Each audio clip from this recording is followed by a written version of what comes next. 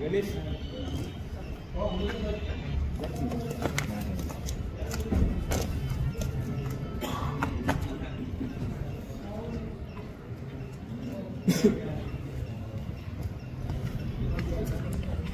गाड्या सुटल्या.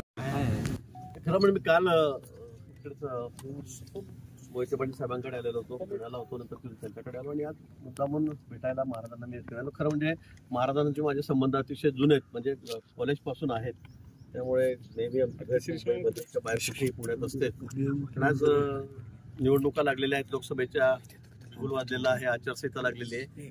म्हणून महाराजांचा आता आम्हाला पुरेपूर फायदा झाला पाहिजे, त्यांचा उपयोग करून घेतला पाहिजे. आणि म्हणून प्रचाराचं पुढचं काय आमचं महाराजांचं त्यात योगदान राहील, महाराजांचा उपयोग जास्तीत जास्त ठिकाणी कुठे करून घेतील. कारण आपल्याला कल्पना आहे महाराजांचं एक नावलौकिक आहे, त्यांच्या नावाचं एक वलय आहे. आणि म्हणून त्याचा जास्तीत जास्त मतदानासाठी प्रचारासाठी कसा उपयोग करता येईल यावरही मी त्या ठिकाणी चर्चा केली.